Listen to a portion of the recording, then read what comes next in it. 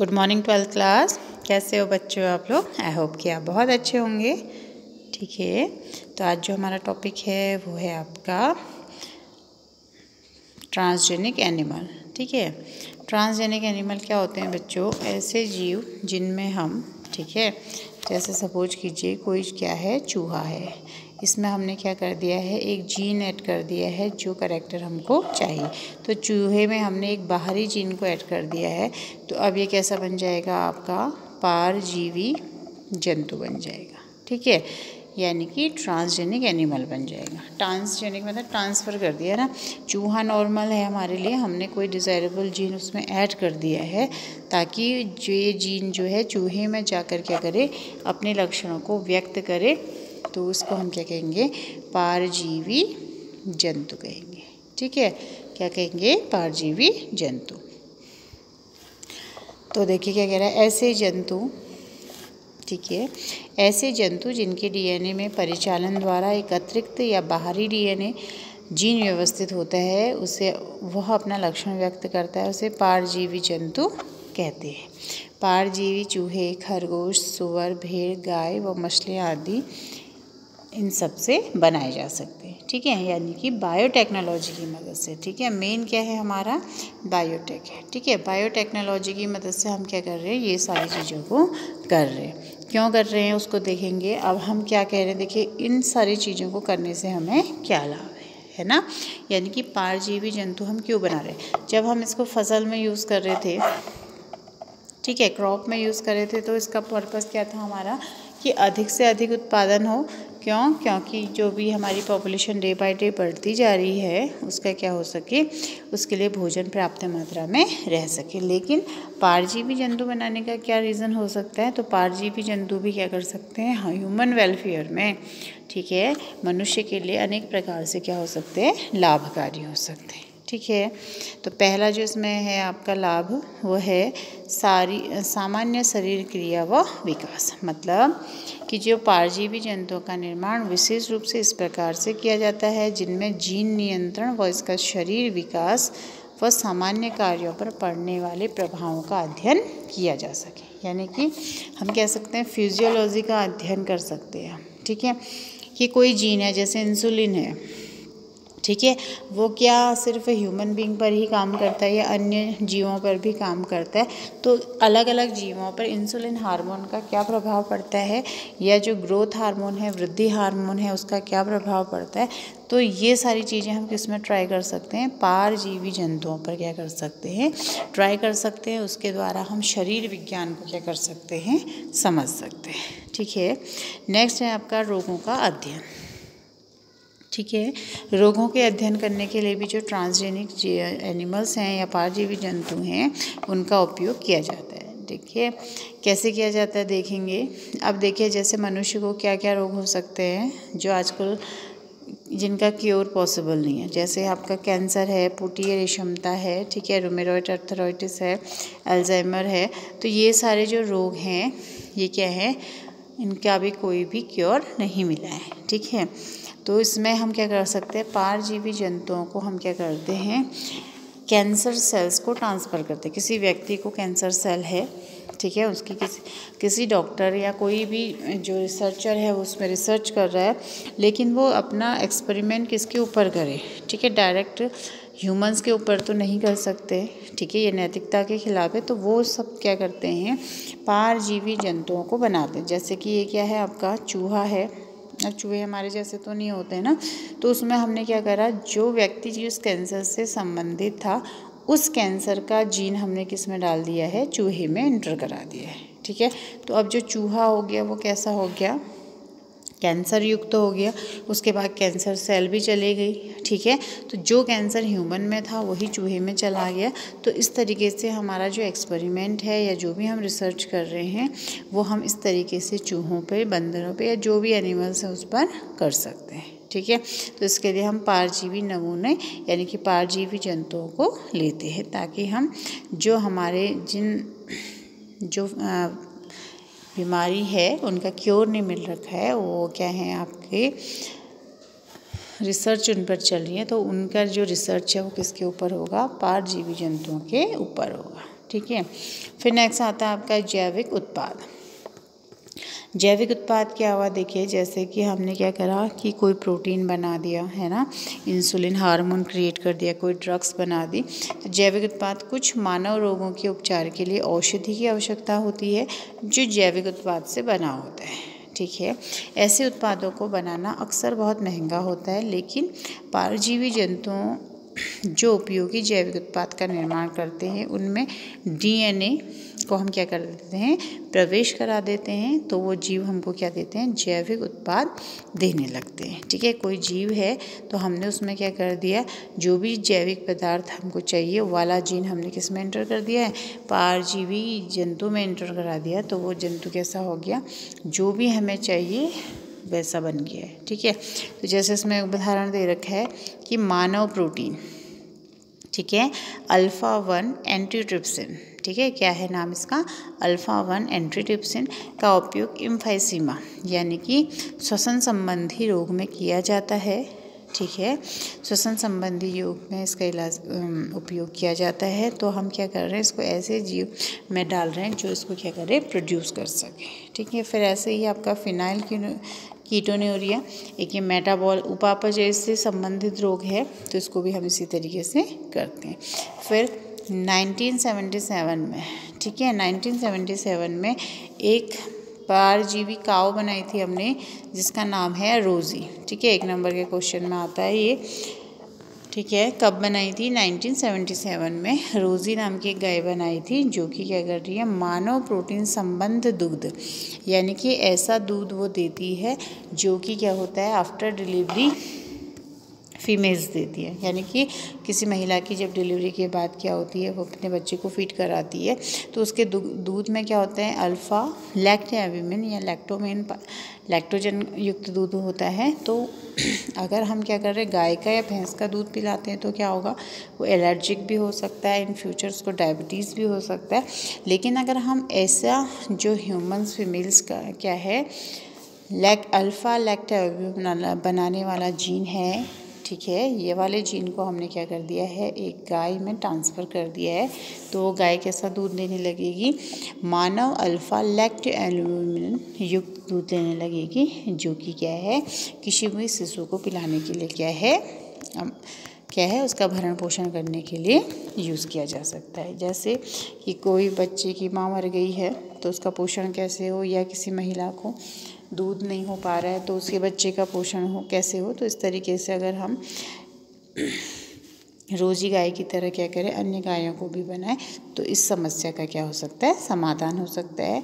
और जो ये गाय दूध देगी वो कैसा होगा, जो ह्यूमन फीमेल्स दूध देती हैं बिल्कुल एग्जैक्ट वैसा ही होगा, और उसमें जितने भी संतुलित पोषक तत्व पाए जाते हैं वो सारे ही इस किस्म में आ जाएंगे, इस गाय में आ जाएंगे, ठीक है। तो इस तरीके से भी हम इसका यूज़ कर सकते हैं। फिर आपका टीका सुरक्षा, ठीक है, तो वैक्सीनेशन में हम क्या कर सकते हैं कि कोई भी टीका बन रहा है तो उसके लिए हम क्या करेंगे, सीधे ह्यूमन्स पर प्रयोग ना कर परजीवी चूहों पर क्या करेंगे, उसका प्रयोग करेंगे, ठीक है। पोलियो टीके की सुरक्षा जांच के लिए पहले ही परजीवी चूहों पर इसका उपयोग किया जा सकता है, ठीक है। और उन पर अगर वो सही पाया गया, कोई एलर्जिक नहीं पाएगी या उसकी डेथ नहीं हुई, तो वही जो सिम्टम्स उसमें हो रहे हैं एज इट सेम क्या होंगे, ह्यूमन बींग्स में होंगे। तो टीके को अच्छी तरीके से जांचने के लिए, उसको क्या करने के लिए कि वो ह्यूमन के लायक है, बना भी है या नहीं बना है, या वो जिस डिज़ीज़ के लिए बना है वो उस पर उचित रूप से क्या कर रहा है, कार्य कर रहा है या नहीं कर रहा है, इस चीज़ को हम किस पर जांचते हैं, परजीवी जंतु पर, ठीक है, परजीवी जंतु पर क्या करते हैं, हम देखते हैं, ठीक है बच्चों। नेक्स्ट है आपका रासायनिक सुरक्षा परीक्षण, ठीक है। रासायनिक सुरक्षा परीक्षण क्या है कि जैसे आविष्कालु सुरक्षा परीक्षण कहलाता है। यह विधि है जिसमें हम औषधि की, जैसे क्या है, कोई ड्रग है, ठीक है, उसका ह्यूमन लाइफ पे क्या प्रभाव पड़ रहा है ना।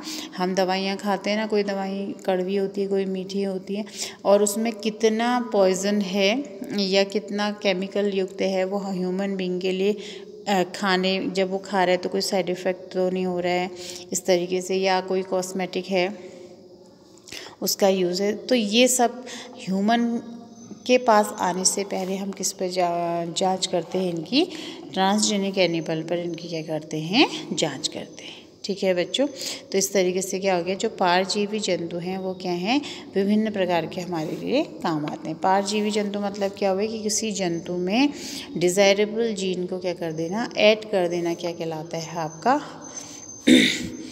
किसी भी नॉर्मल जीव में। ठीक है, जैसे चूहा है, बंदर है, या कोई भी अन्य जीव है, तो जैसे इसमें उदाहरण दिया है, चूहा भी हो सकता है, खरगोश है, सूअर है, भेड़, गाय, मछलियाँ, ठीक है, जिनका उपयोग ह्यूमन वेलफेयर में हो। ठीक है, तो जैसे क्या है आपका, भेड़ है वो उनके लिए पाली जाती है, सूअर मांस के लिए है, गाय दूध देने के लिए, मछलियाँ भी फूड के लिए। तो इन सब चीज़ों को हम क्या कर सकते हैं, ऐसे जीन इनमें इंट्रोड्यूस करा सकते हैं जिससे कि क्या हो, ये फूड प्रोटेक्शन में या मिल्क प्रोटेक्शन में या जो भी रिलेटेड इनका काम है उसमें क्या करें, अधिक मात्रा में उपज दें और ह्यूमन के क्या आए, काम आए। ठीक है, अब हम आगे देखते हैं कि ये जो ट्रांसजेनिक हमने चूहों की बात करी या जीव की बात करी, उसमें हम जीन को कैसे इंट्रोड्यूस कराते हैं। ठीक है, तो देखिए ये हमारा क्या है, डिज़ायरेबल जीन है। ठीक है, तो हमने इसको क्या किया, इसको बाहर निकाला, उसके बाद चूहे के जाइगोट में। ठीक है, जाइगोट क्या हुआ कि जब हम क्या कर रहे हैं, एक एग है और इसमें एक स्पर्म इसको फ्यूज़ कर रहा है, तो उसके बाद क्या बनता है बच्चों, 2n बनता है, जिसको हम जाइगोट कहते हैं। तो जाइगोट में हम क्या करते हैं, माइक्रो इंजेक्शन के थ्रू, ठीक है, माइक्रो इंजेक्शन के थ्रू जो हमारा डिज़ायरेबल जीन है या जो जीन हमें चाहिए, ठीक है, उसको हम इस जाइगोट में क्या कर देंगे, इंट्रोड्यूस कर देंगे। और जाइगोट में क्या होगा, जब भी सेल डिवीज़न होगा तो हमारा डिज़ायरेबल जीन या भी जो भी हम जीन इसमें इंट्रोड्यूस कराना चाह रहे हैं वो चूहे में आ जाएगा और आगे आगे इसकी नेक्स्ट संततियों में भी ट्रांसफ़र हो जाएगा। ठीक है, तो माइक्रो इंजेक्शन के द्वारा इसको क्या कर सकते हैं, हम जीन को किसी भी जीव में ऐड करा सकते हैं। ठीक है, ठीक, देखिए इसमें भी यही हो रहा है। पहले हमने क्या करा है, इसमें एम्ब्रियोनिक स्टेम सेल में, यानी कि जब एम्ब्रियो बनता है पहले क्या होगा, एग और स्पर्म फर्टिलाइज्ड होंगे, है ना, तो जाइगोट बनेगा एक। तो जाइगोट के समय पे हम माइक्रो इंजेक्शन के थ्रू क्या कर सकते हैं, जीन को ट्रांसफ़र कर सकते हैं। ठीक है ना, चूहे में, तो उससे क्या होगा, जो भी डिज़ायरेबल जीन होगा वो इसमें चला जाएगा। दूसरी मेथड क्या है कि जब एम्ब्रियो बन चुका है, एम्ब्रियो की स्टेम सेल में, ठीक है, क्योंकि वो बार बार डिवाइड होगी, तो उसमें भी हम क्या कर सकते हैं, डिज़ायरेबल जीन को ऐड कर सकते हैं, जो कि फिर पीढ़ी दर पीढ़ी क्या होगा, बढ़ता ही चला जाएगा। ठीक है, ये देखिए, ये जो चूहा देखिए, पहला ये जो चूहा है ये छोटा है, आकार में छोटा दिख रहा है ना, और ये कैसा है, बड़ा है।